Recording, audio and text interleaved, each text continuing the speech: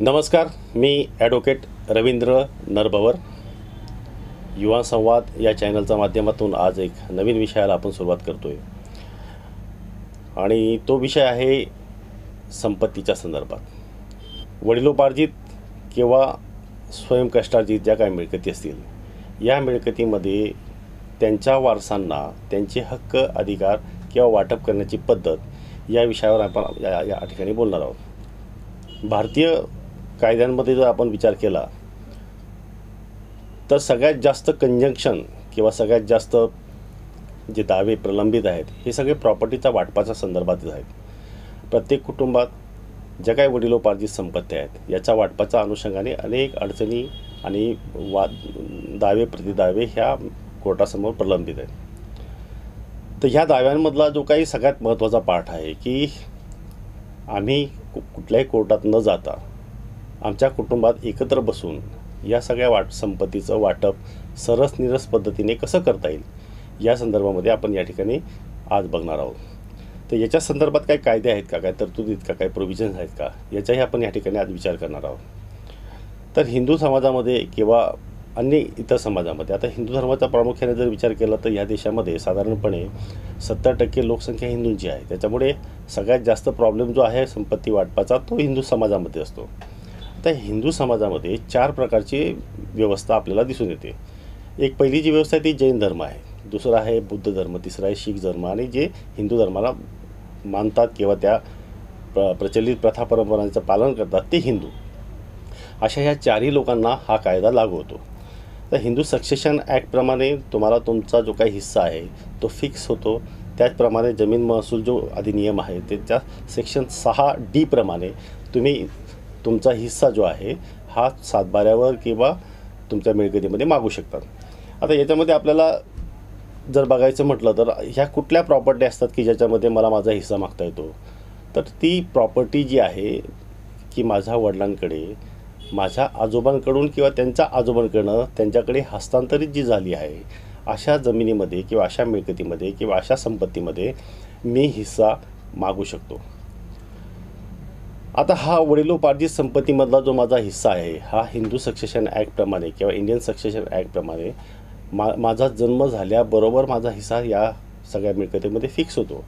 आणि हे जे कुटुंब असतं हे कुटुंब जोपर्यंत त्यांचा हिस्सा वेगळा करून मागत नाही तोपर्यंत हे कुटुंब संयुक्त कुटुंब म्हणून हिंदू समाजामध्ये ओळखलं जातं. ज्या दिवशी त्या कुटुंबातला कुठलाही सदस्य त्याच्या गरजेसाठी किंवा त्याच्या भल्यासाठी लाभामध्ये त्याच्या हिस्स्याची जेव्हा मागणी करतो आणि ती मागणी ज्या दिवशी मान्य होते त्या दिवशी ते कुटुंब संयुक्त कुटुंब म्हणून त्याचं अस्तित्व संपुष्टात येते आणि ती त्याची स्वयंकष्टार्जित प्रॉपर्टी नंतरच्या काळामध्ये घोषित होते. तर ह्या ज्या मिळकती आहेत ह्या मिळकतीमध्ये आपल्याला वडिलांकडनं किंवा वडिलांना मिळालेली त्यांच्या वडिलांकडची मिळकत, मग ती जमीन असेल, घर असेल, विहीर असेल किंवा अन्य काही अचल संपत्ती असतील, या सगळ्या संपत्त्यांमध्ये आपल्याला हिस्सा मागता येतो. आता हा हिस्सा मागण्याची जी काही पद्धत आहे याच्यामध्ये 2 गोष्टी आहेत. तर याच्यामध्ये हा एक जो कर्ता असतो त्या कुटुंबातला, जो या सगळ्या कुटुंबातलं कामकाज बघतो, या कामकाज करणाऱ्या व्यक्तीकडे तुम्ही तोंडी स्वरूपामध्ये तुमचं जे काही हिस्स्याची मागणी आहे हे तुम्ही करू शकता. आणि ती त्याने जर दिली तर तो काय जे वाटपपत्र होईल ते सरसनिरस वाटपपत्र म्हणून आपण आपल्या आजच्या प्रचलित पद्धतीप्रमाणे बघितलं जातं. बऱ्याच अंशी काय होतं की कुटुंबामधले सगळे सदस्य एकत्र येऊन किंवा कुटुंबातल्या काही वरिष्ठ मंडळींना एकत्र आणून ज्यावेळेस ते एकत्र बसतात आणि त्यावेळेस जे काही वाटप केलं जातं, ज्या जमिनीचे तुकडे पाडले जातात, ज्या घराचे हिस्से पाडले जातात त्याला म्हणतात सरसनिरस वाटप. याची काही कुठं नोंद केली जात नाही. हे तोंडी स्वरूपाचं वाटपपत्र होतं आणि ह्या असं वाटपपत्र हे सगळ्यांना मान्य आणि कबूल असतं. बऱ्याच वेळेस काय होतं की जर काही शेती असेल तर मग तुम्हाला मंडल अधिकाऱ्याकडे किंवा तलाठ्याकडे किंवा प्रांतकडे, तहसीलदारकडे यांच्याकडे जाऊन तुम्हाला सेक्शन 6D तुमचं प्रतिज्ञापत्र आणि तुमचा फॉर्म भरून दिला तर ते वाटपपत्र तुमच्या नावाने करता येतं. म्हणजेच काय की त्या सातबाऱ्यावरच्या ज्या काही जमिनी असतील या जमिनीचे खाते वाटप होतं आणि खात्यावर तुमची आणेवारी फिक्स होते. एकदा जर का तुमची आणेवारी फिक्स झाली तर तुमचा हिस्सा हा कागदोपत्री फिक्स झाला. तर हे अशा स्वरूपाचं आहे. बऱ्याच वेळेस काय असतं की समजा मला माझ्या कुटुंबामधल्या काही लोकांनाच फक्त हिस्सा हवा आहे आमच्या कुटुंबामध्ये एक उदाहरण म्हणून जर आपण विचार केला की 4 भाऊ आणि 2 बहिणी आहेत, त्यातल्या दोघी बहिणींना हा हिस्सा नको आहे, 4ही भावांना हिस्सा हवा आहे. मग अशा कंडिशनमध्ये या 2 बहिणींना जो हिस्सा नको आहे त्यांनी दुसऱ्यांच्या लाभामध्ये आपलं हक्कसोड पत्र जे आहे हे त्यांनी लिहून देऊ शकतात किंवा ते नोंदवू शकतात. आणि मग त्यांच्या जो काही शिल्लक राहिलेला हिस्सा आहे हा 4 विभागामध्ये विभागणी करतात. आता हिंदू समाजामधली मी ही सरसनिरस जी वाटपाची पद्धत ही सगळ्यात सोपी आणि सर्वांना सोयीस्कर अशी पद्धत आहे. परंतु जर आम्ही हिंदू सक्सेशनमध्ये गेलो आणि त्याच्याप्रमाणे जर वाटप करायचं म्हटलं तर मग याच्या 12 प्रकारचे अनेक किचकट अशा स्वरूपाचं एक वर्णन केलं आहे. तर त्या 12 प्रकारामध्ये तुमचा हिस्सा जो आहे हा फिक्स होतो आणि मग ह्या सगळ्या याच्यामध्ये मग तुम्हाला कोर्ट कचऱ्या करायला लागतात. जर तुम्हाला साधारणपणे तुमच्या कुटुंबातला कर्ता व्यक्ती तुमचा हिस्सा मागितल्यानंतर देत नसेल किंवा तो त्या मागणीला व्हॅल्यू देत नसेल, महत्त्व देत नसेल किंवा तो मान्य करत नसेल, तर मग अशा वेळेस तुम्ही तुमचा हिस्सा मागण्याकरता कायदेशीररित्या कोर्टासमोर तुमचा वाटपाचा दावा दाखल करू शकतात. आणि मग हा वाटपाचा दावा जर दाखल झाला तर मग त्या ठिकाणी तुमच्या ज्या काही मिळकती आहेत, वडिलोपार्जित मिळकत असतील किंवा ते कमवलेल्या मिळकती असतील, तर यांचं जे काही लेखाजोखा आहे हा मेहरबान कोर्टासमोर ठेवला जातो. आणि त्याच्याप्रमाणे मग ते काही जे 12 सक्सेसर आहेत यांना जो काही हिस्सा फिक्स होईल त्याप्रमाणे तुम्हाला तुमचा हिस्सा त्याच्यामध्ये वाटप करून मिळू शकतो. तर ही साधारणपणे वाटप करून घेण्याची एक मूळतः पद्धत आहे. आता हा जो हिस्सा आहे तर हा हिस्सा जो आहे एकत्र कुटुंबातला एकदा तुम्हाला मिळाला किंवा तुम्हाला प्राप्त झाला किंवा तुम्ही मागणी केल्यानंतर त्यांनी तो देऊन टाकला, तर त्या कुटुंबातलं तुमचं जे काही संयुक्त कुटुंबातलं जे पद असतं किंवा जे काही ते सदस्यत्व असतं ते कायमस्वरूपी नष्ट होतं किंवा ते जातं.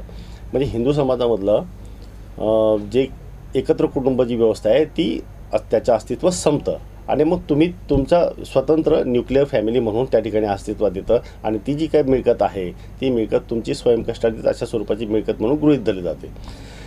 आता बऱ्याच वेळेस काय असतं की ह्या काही ज्या मिळकती आहेत याच्या वाटप करण्याच्या बाबतीत अडचणी खूप निर्माण होतात. मग त्या कुठल्या अशा मिळकती आहेत की ज्यांची वाटप करता येत नाही आपल्याला किंवा ज्याचं जे तुम्ही वाटप करून मागू शकत नाही, तर त्याच्यामध्ये अशा काही गोष्टी आहेत की जे काही मिळकती तुम्हाला वाटप करतात. जसे की एखादं संयुक्तिक कुटुंबामधला एखादा घर असेल आणि या घरातला एखादा जिना असेल ज्याच्या जिन्याने तुम्ही सगळेजण वापर करत असाल, तर असा जिन्याचं जे काही वाटप आहे हे तुम्हाला करून मागता येणार नाही. याचा पाया ठरवले जातील किंवा तो वापर संयुक्तिकरित्या ठेवला जाऊ शकतो.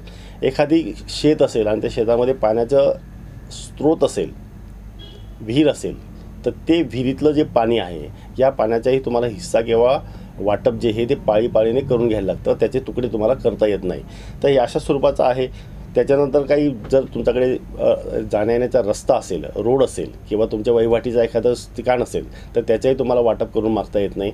तोही तुम्हाला संयुक्त मिळकतीमध्ये ठेवायला लागतो. फक्त तो वापर कुणी कसा करावा याच्या संदर्भामध्ये तुम्हाला काही निश्चित करता येऊ शकतं.